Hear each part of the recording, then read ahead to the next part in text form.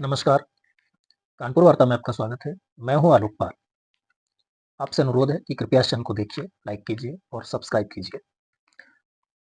बिहार चुनाव का नतीजा 14 नवंबर को आ गया। रात होते-होते परिणाम पूरी तरह से सेटल हो गया, यानी कि सारे रिजल्ट आ गए। अंतिम नतीजा इस प्रकार रहा कि जो 2 प्रमुख गठबंधन चुनाव लड़ रहे थे, उनमें से एनडीए, जिसका नेतृत्व प्रधानमंत्री नरेंद्र मोदी और बिहार के वर्तमान मुख्यमंत्री नीतीश कुमार कर रहे थे, 202 सीटों के साथ एक बहुत बड़ी विजय को पाने में कामयाब रहा। वहीं दूसरी तरफ एक दूसरा गठबंधन था, जिसे उन्होंने महागठबंधन का नाम दिया, जिसे उन्होंने इंडी अलायंस का नाम दिया। वह केवल 35 सीटें जीतने में कामयाब रहा। अन्य 6 सीटों में से 5 सीटें एआईएमआईएम को चली गई और 1 सीट बहुजन समाज पार्टी को। ये दोनों पार्टियां किसी गठबंधन में सम्मिलित नहीं थी। इस नतीजे के आने से पहले, जिस समय काउंटिंग चल रही थी, सीटों की संख्या घट बढ़ रही थी, ज्यादातर परिणाम आ चुके थे। आरजेडी के प्रमुख तेजस्वी यादव ने एक ट्वीट किया। उन्होंने ट्वीट में लिखा, RJD 1.8 lakh vote 1.8 crore vote 25 seat, BJP 95,000 vote 91 seat और जेडीयू 90,000 वोट और 85 सीट। और नीचे भी उन्होंने कुछ लिखा। उनका कहने का तात्पर्य यह था कि आरजेडी ने सबसे ज्यादा वोट पाए हैं, लेकिन चुनाव में धांधली करके बीजेपी को या जेडीयू को जिताया गया। तो पहली चीज तो यह है कि उन्होंने पहला झूठ यह लिखा कि आरजेडी को 1.8 करोड़ वोट मिले, जबकि फाइनल रिजल्ट आने के बाद आरजेडी को 1 करोड़ 15 लाख कुछ हजार वोट, 43 या 46 हजार वोट मिले। अब सवाल यह उठता है कि तेजस्वी को इस तरह का झूठ लिखने की क्या आवश्यकता थी। और 1.8 करोड़ मतलब 1 करोड़ 80 लाख वोट तो शायद उनके पूरे गठबंधन को मिला करके मिला है। तो जब आप पूरे गठबंधन को मिला करके अपना वोट केवल आरजेडी का वोट बता रहे हैं, तो वही वोट आप दूसरे गठबंधन का क्यों नहीं बता रहे हैं? यानी कि आप अपनी कंस्टिट्यूएंसी को, अपने मतदाता को झूठ के सहारे बेवकूफ बनाना चाहते हैं। आप अपने मतदाता को यह बताना चाहते हैं कि लगभग 1.25 करोड़ से ज्यादा लोगों ने वोट किया केवल आरजेडी को और सीटें मिली 25, जबकि उससे आधा मत लेने वाले जेडीयू को सीटें मिल गई 85, या आधे से थोड़ा ज्यादा सीट वोट लेने वाले बीजेपी को सीटें मिल गई 91।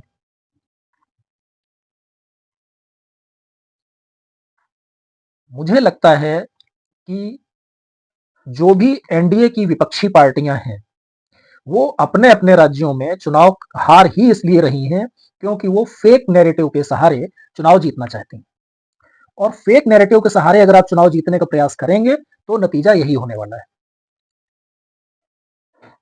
चाहे वो अखिलेश यादव हो, चाहे वो राहुल गांधी हो, चाहे वो तेजस्वी यादव हो या कोई भी अन्य नेता, फेक नैरेटिव बार बार नहीं चलते। वास्तविकता यह है और मेरा आज भी अटूट विश्वास है इस बात पर कि 2024 का लोकसभा चुनाव भी इस फेक नैरेटिव के कारण नहीं बीजेपी को कमजोर किया कि बीजेपी संविधान बदल देगी, बल्कि इस कारण बीजेपी को कमजोर किया कि जो बीजेपी ने एक नारा दिया था कि एनडीए 400 पार, तो लोगों को लग रहा था कि बीजेपी की सीटें तो वैसे भी 350 से ऊपर आने वाली हैं। अपने अपने क्षेत्रों में अपने अपने सांसदों को, जो कि निकम्मे हैं, धूर्त हैं, उनको सबक सिखाना है। और कम से कम यूपी में तो मैं दावे से यह बात कह सकता हूं कि निवर्तमान सांसद जो उस समय निवर्तमान थे, उन सांसदों को सबक सिखाने के लिए जनता ने बीजेपी को वोट नहीं किया। और उसके बाद के परिणाम आप देख लीजिए 2024 के बाद जिन जिन राज्यों में चुनाव हुआ, बीजेपी और एनडीए को भर भर के वोट मिला, लैंडस्लाइड विक्ट्री हुई है। यानी कि जनता पूरी तरीके से नरेंद्र मोदी के साथ है। मैं बीजेपी नहीं कह रहा हूं, नरेंद्र मोदी के साथ है। मुझे लगता है कि आज की तारीख में अगर बीजेपी से नरेंद्र मोदी, अमित शाह और योगी आदित्यनाथ को साइड कर दिया जाए तो बीजेपी के सर्वाइवल की प्रॉब्लम खड़ी हो जाएगी। एक दो नाम हैं जो थोड़ा बहुत आगे बढ़ा सकते हैं, लेकिन उनके अंदर वो करंट नहीं है जो इन लोगों के पास है। खैर, बात मैं कर रहा था बिहार चुनाव पर। तो अब मैं आपको बिहार की वास्तविक टैली बताता हूं जो फाइनल है। बिहार में बीजेपी ने 89 सीट्स जीती, चुनाव लड़ी थी 101 सीट पर। उसको जो टोटल वोट मिले वो मिले 1,81,143, जो कि कुल मत प्रतिशत का, जो कुल वोट पड़े बिहार में, उसका 20.08%। जेडीयू जिसने 85 सीटें जीती, वो भी 101 सीट पर चुनाव लड़ी थी, उसको वोट मिला 96,67,118 और जो वोट परसेंट रहा, उसका वोट शेयर रहा, वो रहा 19.25%।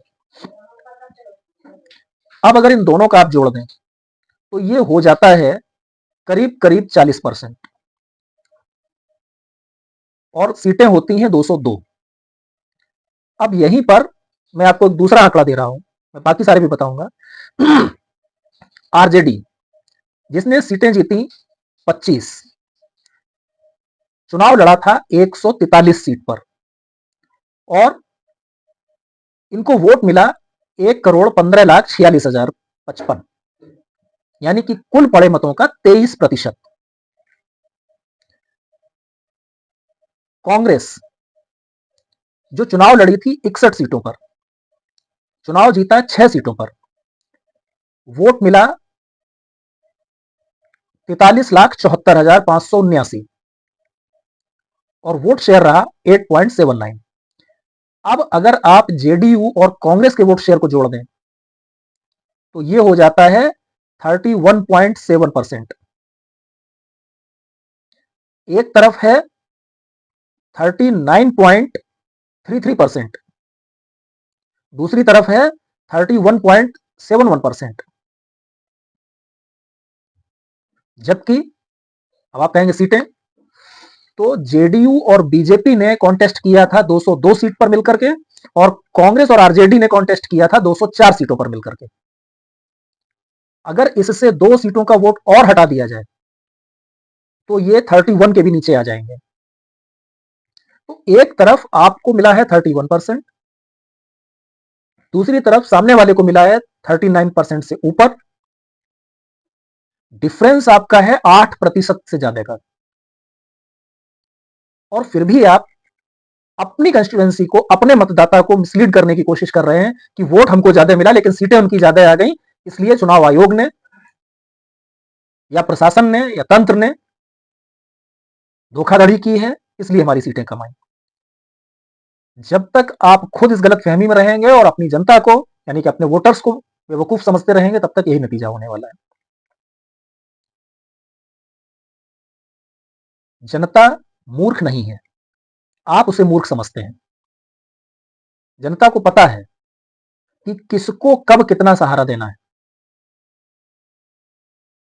2020 का चुनाव तेजस्वी यादव का पीक था। आने वाले 10 सालों तक तेजस्वी यादव उन सीटों को दोबारा छू पाएंगे, इसमें बहुत बड़ा संशय रहेगा। तो जो लक्षण हैं वो नहीं बताते कि शायद इसमें कोई सुधार हो। अब दूसरी बात, AIMIM यानी कि असदुद्दीन ओवैसी की पार्टी पूरे राज्य में केवल 29 सीटों पर चुनाव लड़ी, और उसमें से उसने 5 सीटें जीत ली। यानी कि मोटा मोटा अगर हिसाब देखा जाए तो लगभग 17% सीटें जीतने में वो कामयाब रही। शायद आरजेडी से भी ज्यादा बेटर उसका स्ट्राइक रेट रहा हो। एग्जैक्ट मैंने कभी कैलकुलेट नहीं किया है, लेकिन लगभग होगा। और कम अगर होगा तो बहुत मामूली अंतर होगा। इसके बाद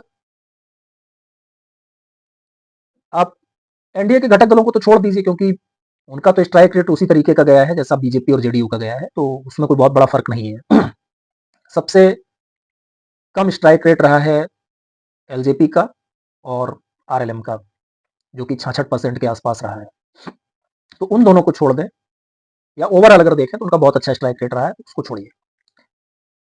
कांग्रेस पार्टी जो जबरदस्ती बहुत ज्यादा सीटों पर चुनाव लड़ना चाहती थी और लड़ी भी, 61 सीटों पर चुनाव लड़ी और सीटें जीती 6, वो भी गिरते पड़ते। एक समय तो स्थिति ये थी कि वो 4 सीटें ही जीत पाएगी। तो जब आप गिरते पड़ते इस स्थिति में हैं और कांग्रेस के नैरेटिव पर आप चुनाव लड़ेंगे तो नतीजा यही होगा। अब आ जाते हैं विश्लेषकों पे और नैरेटिव पे। एक बहुत बड़ा वर्ग विश्लेषकों का खुलकर तो नहीं कह पा रहा है, लेकिन उसने एक नया टर्म क्वाइन किया है।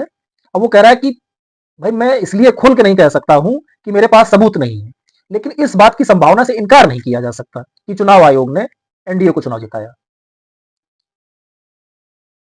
मैं याद दिलाना चाहता हूं 2010 का।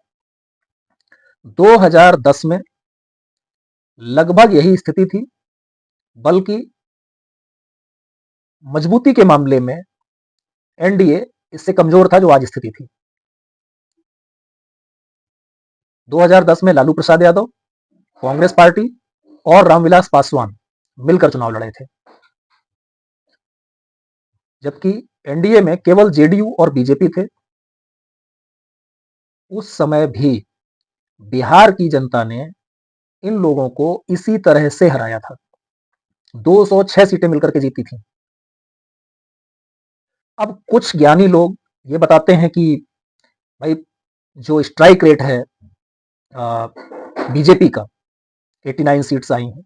एक समय पर जब ट्रेंड्स आ रहे थे तो 95-96 सीट पर भी पहुंचे थे।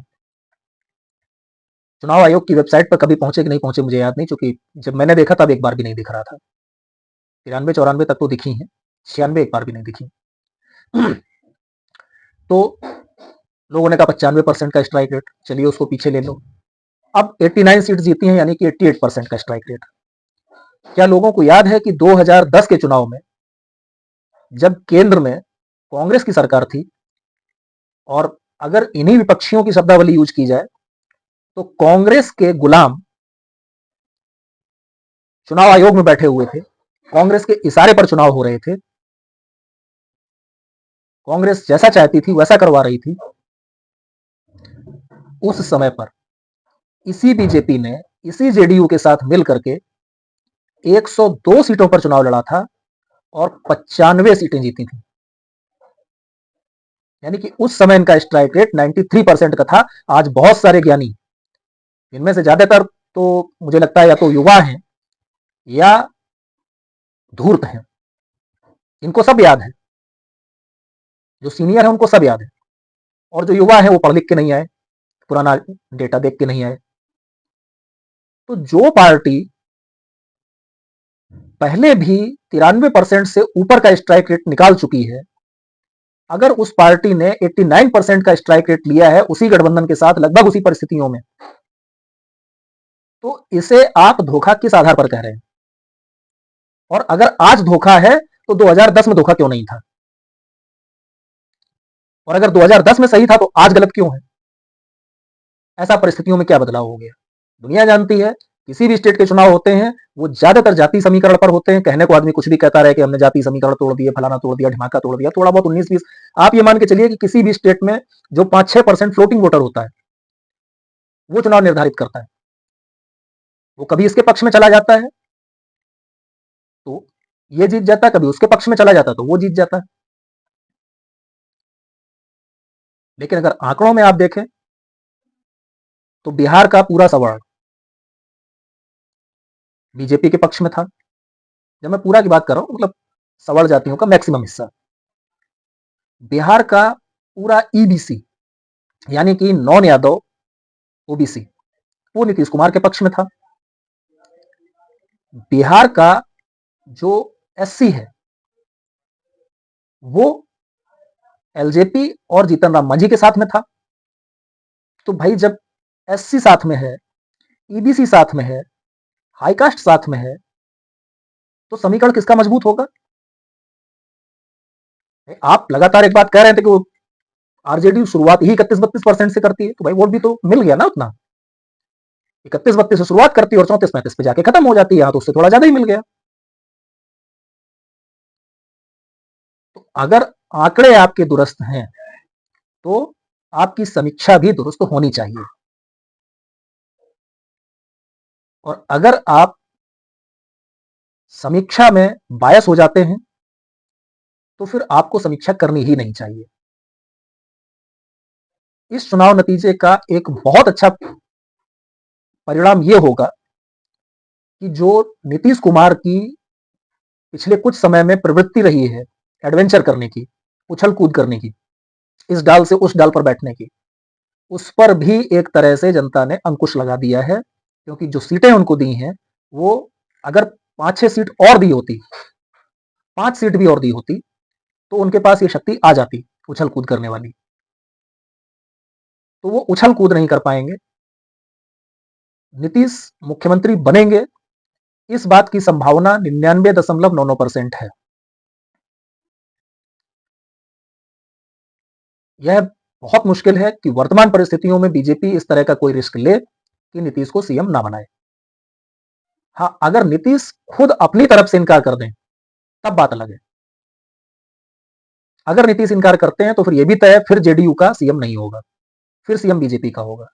और अगर नीतीश के रहते कोई दूसरे के सीएम होने की संभावना बहुत कम है। लेकिन सीएम रहते हुए भी नीतीश हर बार ये ड्रामाबाजी करते रहे हैं, उछल कूद करते रहे हैं। इस बार उनसे वो शक्ति जनता ने वापस ले ली, क्योंकि अगर वो ऐसा करते भी हैं तो वो कर नहीं पाएंगे, बहुमत नहीं जुटा पाएंगे।